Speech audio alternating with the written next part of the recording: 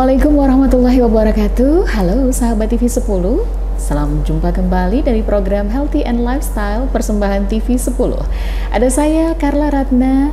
Dan seperti episode sebelumnya, kita masih bekerja sama dengan Rumah Sakit PKU Muhammadiyah Kartasura. Saat ini bersama Carla telah hadir salah satu dokter dari Rumah Sakit PKU Muhammadiyah Kartasura. Ada Dokter Prahastyo, spesialis penyakit dalam. Assalamualaikum dokter. Waalaikumsalam warahmatullahi wabarakatuh. Kabar baik dok? Alhamdulillah. Alhamdulillah. Puasa lancar ya dok? Alhamdulillah. Alhamdulillah, insya Allah. Baik, seperti biasa dok, kalau TV 10 bekerja sama dengan rumah sakit, pasti kita menghadirkan satu program yang namanya Healthy and Lifestyle. Jadi biar sahabat TV 10 itu mendapatkan informasi yang benar-benar valid gitu ya, dari ahlinya langsung. Nah, kalau episode kali ini kita akan membahas tentang penyakit demam berdarah dok. Nah, kayaknya pas nih ya dok, musim-musim seperti ini.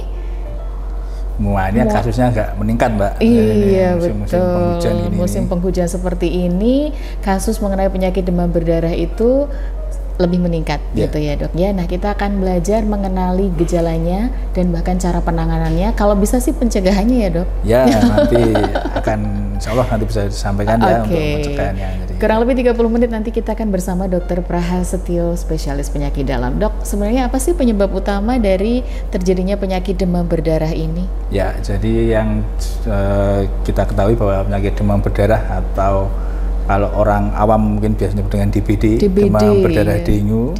Nah, ini penyakit yang disebabkan oleh virus. Nah, jadi virus namanya virus dengue. Nah, virus dengue ini memang ada beberapa jenis, ada DEN 1, DEN 2, DEN 3 dan DEN 4. Nah, jadi virus ini memang yang menginfeksi ke tubuh manusia. Dan pembawanya memang nyamuk. Ya, nyamuk namanya Aedes aegypti. Nah, kemudian jadi yang menyebabkan infeksinya bukan dari nyamuknya, tapi dari virusnya yang dibawa oleh nyamuk. Ya, gitu. Nah, kalau bisa dijelaskan nih kepada sahabat TV 10 gejala awal yang perlu diwaspadai. Terkadang kita juga masih denial ya dok ya. Ini tuh demam berdarah atau demam karena yang lainnya, kehujanan misalnya, tiba-tiba besoknya demam. Nah, dikira nanti kan dari virus-virus yang lain. Nah, cara membedakannya atau gejala awal yang perlu diwaspadai bahwa ini adalah gejala demam berdarah apa dok? Ya, jadi keluhan dari pasien biasanya memang masih sangat umum ya, karena memang penyakit demam, terutama memang gejala utamanya adalah demam. Jadi hampir sebagian besar itu pasien mengalami demam, dan demamnya itu sifatnya biasanya mendadak. Jadi mungkin biasanya tadi karena satu karakteristik dari demam yang disebabkan oleh virus itu biasanya demamnya mendadak dia. Virus itu ada banyak ya, nggak cuma hanya dengue aja.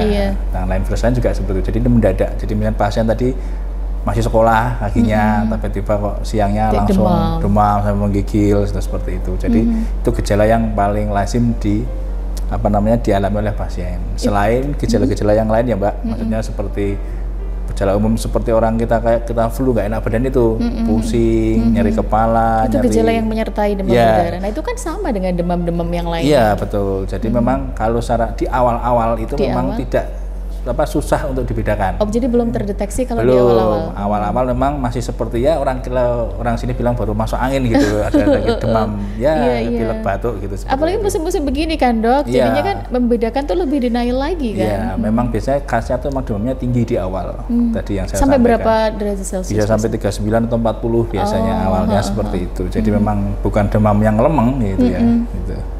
Selain tadi yang saya lanjutkan untuk gejala lainnya, selain pusing, nyeri kepala, terus nyeri-nyeri sendi seperti itu. Jadi awal-awalnya seperti itu, ada mual, muntah seperti itu. Disertai mual, muntah, nyeri sendi juga. Nyeri sendi, kadang juga nyeri ulu hati. Jadi tapi itu ada yang muncul dan tidak juga. Jadi masih sangat umum gitu. Untuk awal tuh memang itu yang menjadikan kita jadi harus aware gitu.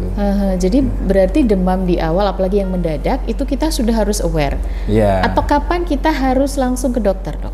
Jadi gini, nanti kalau demam awal itu memang biasanya kalau hari pertama itu kita masih belum bisa mengarahkan ya untuk kemananya ke penyakit mana. Nanti kira-kira 2-3 hari kalau badan masih nggak enak atau masih ada demamnya, nanti bisa diperiksakan ke dokter gitu.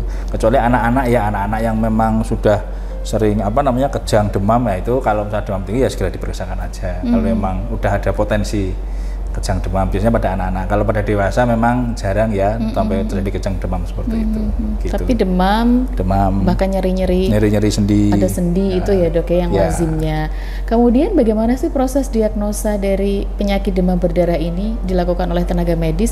Apakah ada pemeriksaan khusus misalnya cek darah atau bagaimana kalau untuk menegakkan diagnosanya? Ya, jadi seperti kita di medis itu yang pertama jelas pasti anamnesis dulu. Anamnesis itu wawancara dengan pasien. Jadi mengenai awal kapan mulai demamnya, gejala-gejala yang menyertai apa.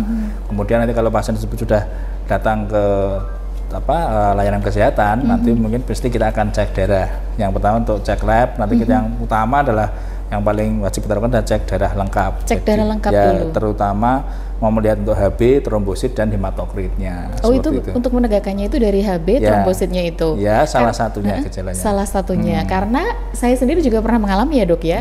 Itu jadi pertama tuh dikiranya tipes. Awalnya kan seringnya ke tipes.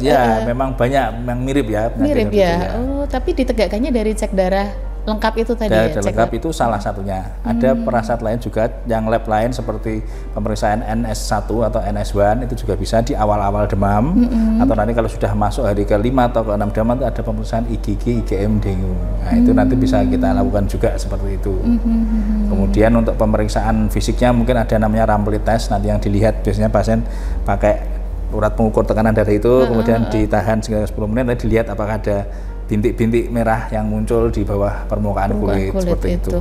Tapi kan dari demam berdarah itu kan ada fase-fasenya ya dok? Nah, karena saya sendiri juga pernah mengalami ya. Karena demamnya sudah turun, itu dikira kan sudah sembuh. Ya, betul sekali. Ternyata justru kondisinya kok semakin drop gitu ya. Jadi gini, jadi demam dengue itu atau demam berdarah dengue, ini sebetulnya sebelum saya lanjutin lagi ya, jadi memang ada perbedaan namanya demam dengue atau demam berdarah dengue. Jadi demam dengue itu sama-sama menyebabkan virus dengue, tapi tidak sampai menyebabkan terjadinya perdarahan.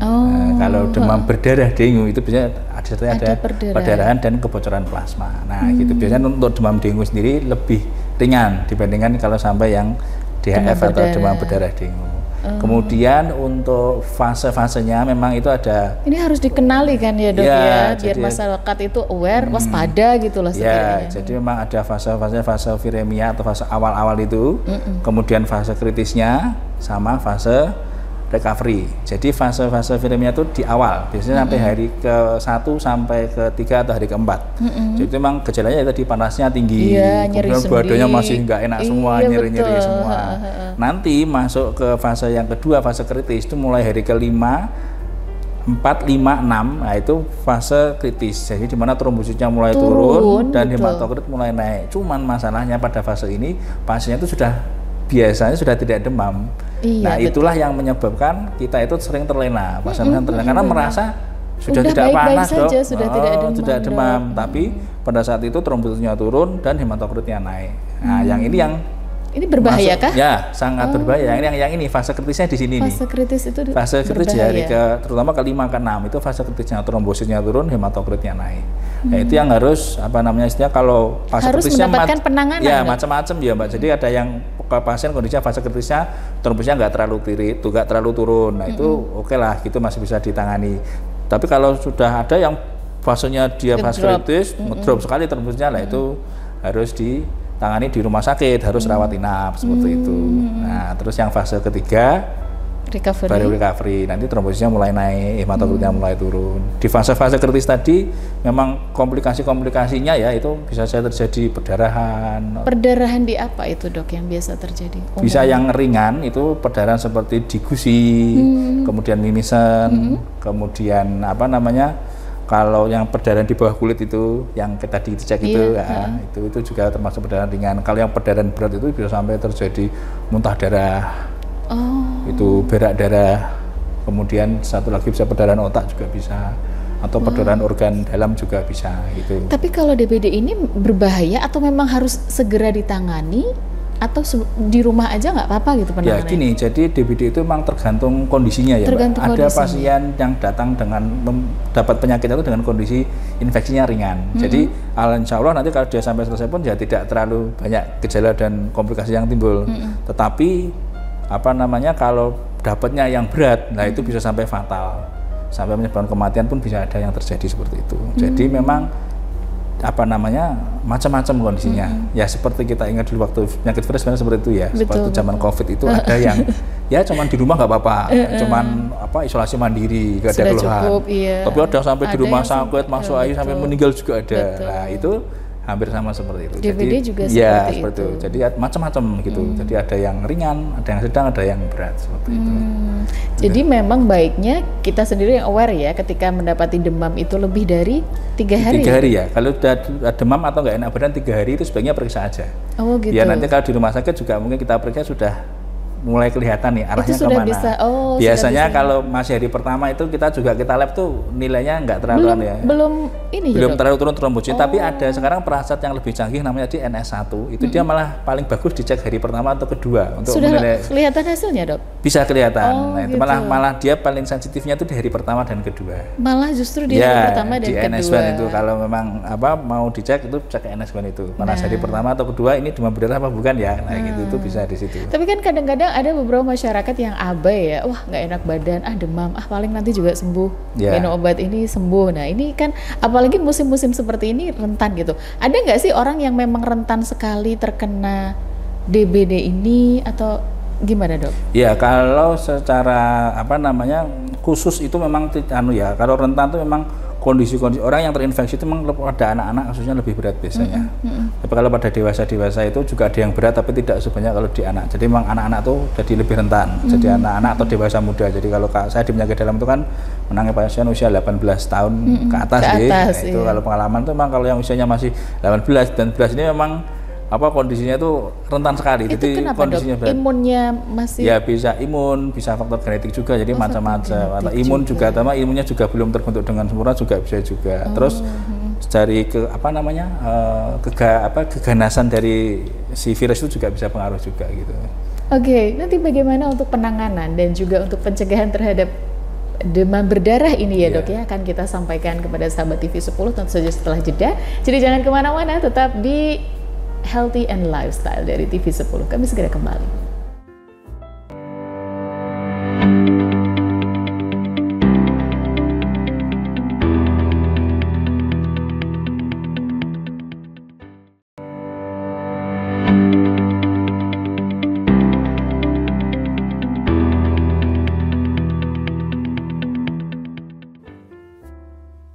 Terima kasih Anda masih bersama kami dalam program Healthy and Lifestyle persembahan TV 10 bersama saya Carla Ratna dan Dr. Prahastyo, spesialis penyakit dalam. Ini dalam rangka agar semua sahabat TV 10 dapat menjalankan ibadah puasa dengan nyaman ya, Dok. Karena jangankan kena demam berdarah, kena demam biasa aja itu nggak enak banget. Kena flu aja, jalanin ibadah puasa itu kan juga nggak enak ya, Dok ya. Nah, pengennya kan tetap kondisinya fit, kondisinya sehat ya, Dok. Nah, upaya pencegahan nanti akan disampaikan juga. Tapi kita bicara dulu tentang penanganannya terhadap demam berdarah. Banyak yang beredar ya, Dok ya. Banyak juga orang yang bilang, oh trombositnya turun, oh kena demam berdarah. Minum ini ya gitu kan. Sering kan, Dok, ada ini jus inilah, minum. Kalau dari sudut pandang Dokter Prahas sendiri menyikapi hal seperti ini. Jadi gini, untuk penanganan demam berdarah itu memang tadi saya sampaikan di awal memang ada yang ringan, ada yang sedang dan berat. Jadi memang kalau yang mungkin ringan bisa rawat jalan, tapi kalau mungkin sudah masuk kategorinya sedang atau berat memang harus opnam. Jadi memang untuk penata laksanaan demam berdarah itu yang pertama yang penting adalah cairan. Jadi cairan, terutama cairan infus maupun cairan-cairan yang bisa dimakan atau diminum oleh pasien. Harus gitu. Terus terhidrasi. Iya, harus terhidrasi. Karena kan tadi belum saya sampaikan di awal, jadi salah satu yang sudah saya sampaikan tadi adalah yang pertama adalah komplikasi beratnya adalah perdarahan ya, Mbak ya. Tadi sudah saya sampaikan macam-macam. Dan yang kedua adalah komplikasinya adalah kebocoran plasma atau nanti akhirnya terjadi shock. Jadi pembuluh darah itu karena toksin dari kuman dari virusnya itu membuat pembuluh darah itu mudah bocor, sehingga cairan yang ada di dalam pembuluh darah itu keluar. Ya analoginya secara gampang kalau kita punya dawet ditaruh di mangkok, ada dawetnya, ada santannya. Nah, ketika mangkoknya bocor, airnya akan keluar. Nah, itu plasma darahnya banyak yang keluar. Nah, itu yang bisa menyebabkan tensinya pasien ngedrop dan sehingga jadi shock. Shock itu kondisi yang kegawatan dalam demam berdarah. Nah, supaya cairan ini memang tidak banyak keluar dalam kondisi pembuluh darah yang mulai bocor-bocor itu, nah itu memang harus dapat cairan infus, terutama itu wajib kalau yang kondisinya sedang atau berat. Tapi kalau kondisinya itu masih yang ringan, mungkin pakai rehidrasi di rumah, makan minum kalau masih mau ya silakan. Itu sudah bisa cukup selama kondisinya tapi itu kondisinya tadi baik, tapi harus dipantau. Memang harus, ini memang tidak mudah karena istilahnya di kita yang dengan tanda peringatan dan tanpa tanda peringatan. Kalau yang tanpa tanda peringatan tadi yang misalnya dapat dikatakan secara mudahnya ringan itu ya, itu bisa rehidrasi, tapi tetap harus kontrol dalam dalam 1-2 hari kita kan nggak terpantau, nggak bisa.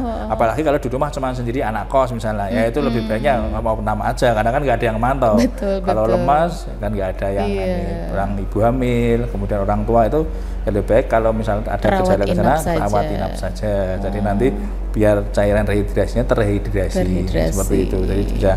Nah, untuk makanan minuman itu pada prinsipnya sebetulnya tidak ada pantangan sih. Oh, tidak ada pantangan. Malah kita harus banyak makan minum. Banyak makan minum. Jadi kalau disuruh minum jus jambu, boleh, tidak apa-apa, yang boleh, penting, boleh. Yang mungkin yang agak ini jus buah naga ya. Sebetulnya itu nggak masalah sih. Cuman karena warnanya merah. Takutnya kalau nanti terjadi perdarahan, itu kita bingung ini. Ini perdarahannya dari buah naganya ini karena memang buah naganya atau karena perdarahan dari gitu. Ya, tapi sebenarnya boleh, cuman kalau bisa yang jus yang lain kan juga banyak kan. Jus buah naga yang putih aja deh kalau gitu. Iya kan? Ya, boleh, takutnya kan nanti susah apa-apa, terdeteksinya boleh. ini terjadi pendarahan atau memang dari jusnya tadi muntahnya gitu kan ya, Dok. Makanya itu. Jadi kalau prinsipnya sih nggak masalah sih gitu yang buah-buah yang seperti itu. Jadi monggo. Jadi yang penting malah mau makan minum, terutama yang minuman juga yang ada cukup natrium, yang cukup mineralnya, ada rasa-rasanya gitu. Air putih pun nggak masalah juga, boleh. Yang penting terhidrasi dengan baik gitu, seperti itu. Jadi kebutuhan cairannya lebih banyak ya, Dok ya? Iya, lebih banyak. Memang obatnya utamanya memang cairan itu, Mbak. Jadi kita kalau tidak ada infeksi sekunder apapun, kita tidak memberikan antibiotik sebetulnya karena penyebabnya bukan dari bakteri, karena benar dari virus gitu ya. Pada prinsipnya virus itu kan penyakit yang self-limiting disease atau akan sembuh sendiri. Tapi dengan syarat imun kita harus kuat, dari imun itu harus kuat. Jadi kita sendiri yang bisa melawan. Betul. Begitu. Jadi memang imunnya kuat dari kita ya dengan makan minum yang cukup, dari rumah sakit ya kita membantu dengan infus dan obat-obatan simptomatis yang lainnya. Oh begitu ya, Dok ya. Jadi sebenarnya memang kalau untuk yang ini penanganannya lebih baik memang di rumah sakit karena terpantau kondisinya. Seperti disampaikan tadi ada 3 fase ya, Dok ya. Takutnya kan ngira-ngira wah udah enak nih, udah ini kan gitu terus abai. Nah kalau di rumah sakit kan beda ya. Berarti proses sampai ke recovery itu berapa lama, Dok? Kurang lebih dari awal gejala sampai dari recovery sekitar setelah hari ke-6 biasanya, Mbak. Jadi mulai hari ke-7 itu sudah mulai recovery. Itu terindikasi dari trombosit naik? Ya, kalau dari secara pemeriksaan dari anamnesis mungkin keluhan-keluhan sudah berkurang. Yang keluhan-keluhan yang awal tadi dirasakan tadi sudah mulai berkurang. Atau dari hasil pemeriksaan laboratorium biasanya trombosit sudah mulai naik biasanya. Trombosit mulai naik itu biasanya pasien sudah merasa enak. Iya, sudah boleh pulang. Tapi masih harus kontrol lagi nggak, Dok, kalau misalnya sudah keluar dari rumah sakit? Ya, kalau misalnya lebih baiknya kontrol. Tapi karena memang untuk melihat trombosit, karena penyakit trombosit turun itu bukan hanya demam berdarah saja. Jadi banyak yang lain. Banyak faktor penyakit yang lain yang menyebabkan trombosit turun. Iya, macam-macam penyakit infeksi lain juga banyak, penyakit kelainan darah sendiri itu juga bisa. Trombosit turun. Jadi trombosit itu turun itu cuma salah satu gejalanya. Tapi memang kalau di demam berdarah biasanya pasien ada keluhan demam, trombositnya turun, hematokritnya naik, itu biasanya memang ke arah demam berdarah. Cuman nanti kan kadang bukan hanya demam berdarah saja yang trombosit turun, macam-macam masih bisa kemungkinannya. Begitu, pantesan harus kontrol lagi gitu ya, Dok ya. Kita lihat. Oke, penanganan sudah, sekarang pencegahan, Dok. Nah, ini kan yang lebih baik mencegah ya daripada mengobati.